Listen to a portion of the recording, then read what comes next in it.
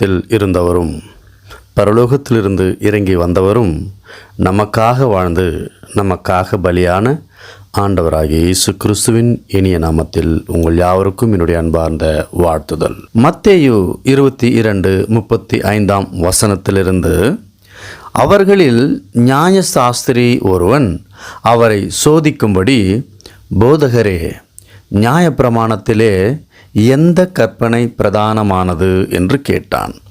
இயேசு அவனை நோக்கி, உன் தேவனாகிய கர்த்தரிடத்தில் உன் முழு இருதயத்தோடும் உன் முழு ஆத்துமாவோடும் உன் முழு மனதோடும் அன்பு கூறுவாயாக.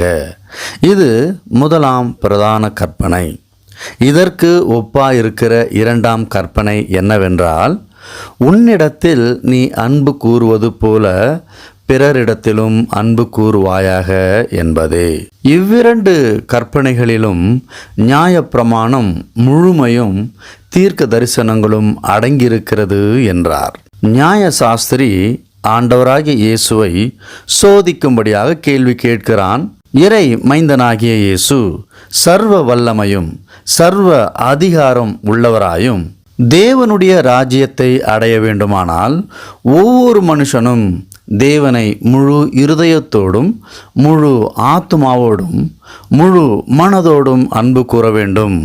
மட்டுமல்ல, உன்னிடத்தில் நீ அன்பு கூறுவது போல பிறரிடத்திலும் அன்பு கூறுவாயாக என்பதே.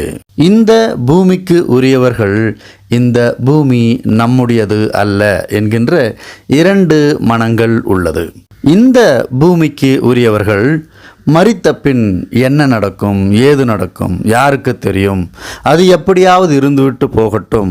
இந்த பூமியில் நாம் வாழும் வரை நம்முடைய சரீரம், நம்முடைய சிந்தனை எதை செய்ய சொல்லுகிறதோ அதை செய்துவிட்டு மனம் மகிழ்ந்து விடலாம் என்பது பூமிக்குரிய சிந்தனை. தன் விருப்பத்தையும் இந்த பூமியை விரும்புகிறவர்களும் தேவனுடைய வார்த்தைக்கு தூரமாக இருக்கிறார்கள். அது அவர்களுடைய காதுகளில் விழுந்தாலும் அவர்களுடைய இருதயத்தில் போய் சேர்வது இல்லை. காரணம், மரணம் வரும் வரை இறை பயம் இல்லாமல் இருக்கிறது என்பதே உண்மை. மனுஷன் தன்னுடைய உயிரும் தன்னுடைய வாழ்க்கையும் இந்த பூமியில் உள்ளவரை வாடகைதான், நாம் இங்கே நிலையாக இருப்பதில்லை என்கிறவர்கள் இறை பயம் உடையவர்களாகவும் அவர்கள் தேவனுடைய வார்த்தையை கேட்கிறவர்களாகவும், ஆகையால் அவர்கள் தேவனை முழு இருதயத்தோடும் முழு ஆத்துமாவோடும் முழு மனதோடும் கேட்கிறவர்களாகவும் தேடுகிறவர்களாகவும் இருக்கிறார்கள். அப்படிப்பட்ட தெளிந்த மனம் உடையவர்கள் இறை வார்த்தை அவர்களுடைய காதுகளில் மட்டுமல்ல அவர்களுடைய இருதயத்திலும் கிரியை செய்கிறதாக இருக்கிறது. கேட்கிறதற்கும் படிக்கிறதற்கும் மிக அழகாக எளிமையாக இருப்பது பிறரை நேசிக்க வேண்டும் என்பது. பிறரிடம் அன்பா இருக்க நினைக்கத்தான் முடிகிறதே தவிர உண்மையாக அன்பா இருக்க முடியவில்லை என்பதுதான் நிதர்சனமான உண்மை. உண்மையாக தேவனுடைய ராஜ்யம் உண்டு என்கின்ற விசுவாசம் உள்ளவர்கள் பிறரிடத்தில் அன்பா இருக்க தயங்குவதும் இல்லை, அதற்கான முயற்சிகள் எடுக்காமலும் இருப்பதில்லை. அவர் நம்மை பார்த்து நீங்கள் பிறரிடம் அன்பா இருங்கள் என்கிற வார்த்தையை மட்டும் சொல்லவில்லை, அதை போலவே பிறரிடத்தில் எல்லோரிடத்திலும் அன்பா இருந்தார் என்று பார்க்கிறோம்.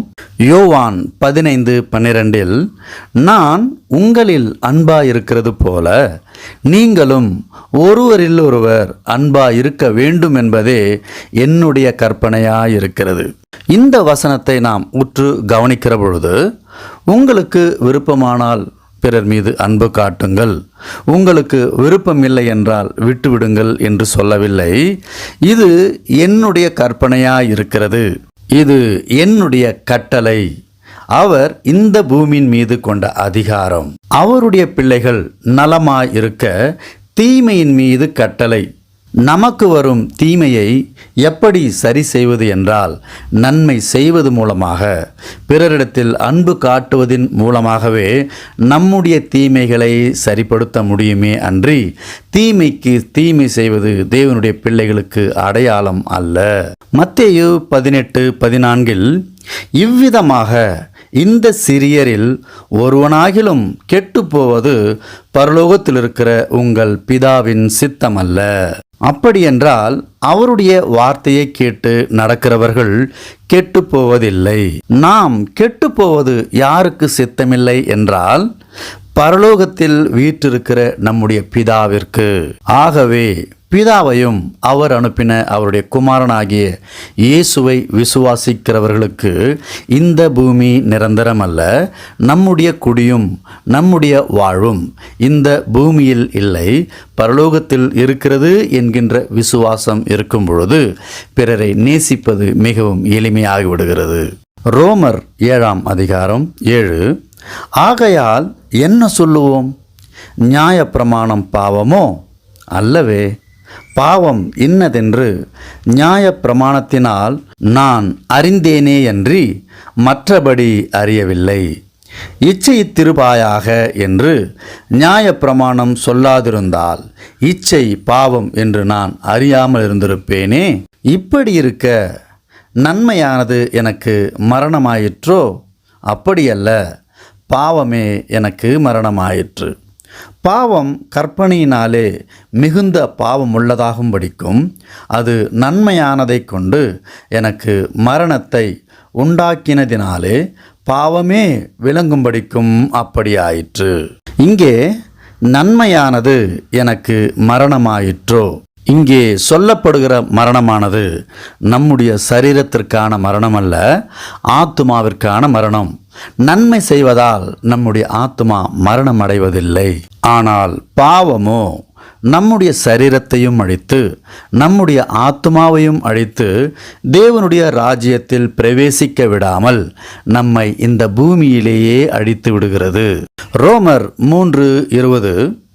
இப்படி இருக்க பாவத்தை அறிகிற அறிவு நியாய பிரமாணத்தினால் வருகிறபடியால் எந்த மனுஷனும் நியாய பிரமாணத்தின் கிரியையினாலே தேவனுக்கு முன்பாக நீதிமானாக்கப்படுவதில்லை.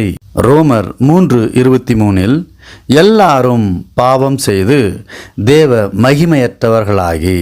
கர்த்தருடைய வார்த்தையும் அவருடைய அறிவுரையும் இந்த பூமியை பெரிதாக எண்ணுகிறவர்களுக்கு அவர்களுடைய சிந்தனையில் ஒரு துளியும் போவதில்லை.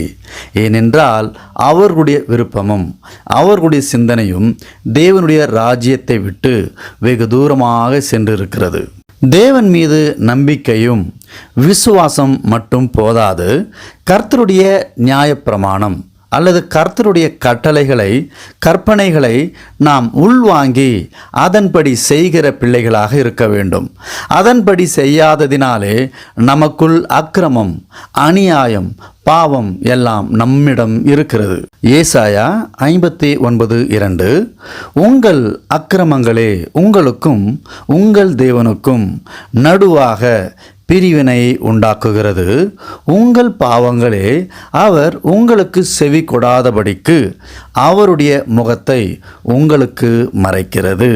தேவனுடைய வார்த்தையை நன்றாக உற்று கவனிக்கிறது மட்டும் விசுவாசம் அல்ல, அவருடைய வார்த்தையின்படி கீழ்ப்படிந்து செய்யாததினாலே நம்முடைய ஜெபங்களுக்கு செவி கொடாதபடிக்கு அவருடைய முகத்தை நமக்கு மறைத்திருக்கிறார். 1 யோவான் 3:4. பாவம் செய்கிற எவனும் நியாய பிரமாணத்தை மீறுகிறான், நியாய பிரமாணத்தை மீறுகிறதே பாவம். மீண்டும் நமக்குள் ஒரு கேள்வி வரலாம், எது தேவனுடைய கட்டளை, எது தேவனுடைய நியாயப்பிரமாணம்? முதலாம் கற்பனை, உன் தேவனாகிய கர்த்தரிடத்தில் உன் முழு இருதயத்தோடும் உன் முழு ஆத்துமாவோடும் உன் முழு மனதோடும் அன்பு கூறுவாயாக, மற்றும் உன்னிடத்தில் நீ அன்பு கூறுவது போல பிறரிடத்திலும் அன்பு கூறுவாயாக என்பதே. யாக்கோபு 4:17. ஆதலால் ஒருவன் நன்மை செய்ய அறிந்தவனாயிருந்தும் அதை செய்யாமற் போனால் அது அவனுக்கு பாவமாயிருக்கும். மத்தேயு 15:18. வாயிலிருந்து புறப்படுகிறவைகள் இருதயத்திலிருந்து புறப்பட்டு வரும், அவைகளே மனுஷனை தீட்டுப்படுத்தும். எப்படியெனில் இருதயத்திலிருந்து பொல்லாத சிந்தனைகளும் கொலை பாதகங்களும் விபச்சாரங்களும் வேசித்தனங்களும் களவுகளும் பொய் சாட்சிகளும் தூஷணங்களும் புறப்பட்டு வரும். இவைகளே மனுஷனை தீட்டுப்படுத்தும். கை கழுவாமல் சாப்பிடுகிறது மனுஷனை தீட்டுப்படுத்தாது என்றார். தேவனுக்கும் அவருடைய வார்த்தைக்கும் கீழ்ப்படியாமல் போவோமானால் நம்முடைய ஆத்மாவை பாதாளத்தில் விடுகிறவர்களாக இருப்போம். நீதிமொழிகள் 7ஆம் அதிகாரம் 2.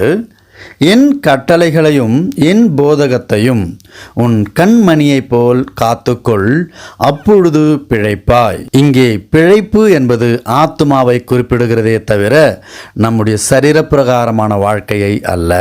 கர்த்தருடைய வார்த்தைகளை உன் விரல்களில் கட்டி அவைகளை உன் இருதய பலகையில் எழுதிக்கொள். மத்தேயு 10:28. ஆத்துமாவை கொல்ல வல்லவர்களாய் இராமல் சரீரத்தை மாத்திரம் கொல்லுகிறவர்களுக்கு நீங்கள் பயப்பட வேண்டாம். ஆத்துமாவையும் சரீரத்தையும் நரகத்திலே அழிக்க வல்லவருக்கே பயப்படுங்கள். சங்கீதம் 119:11.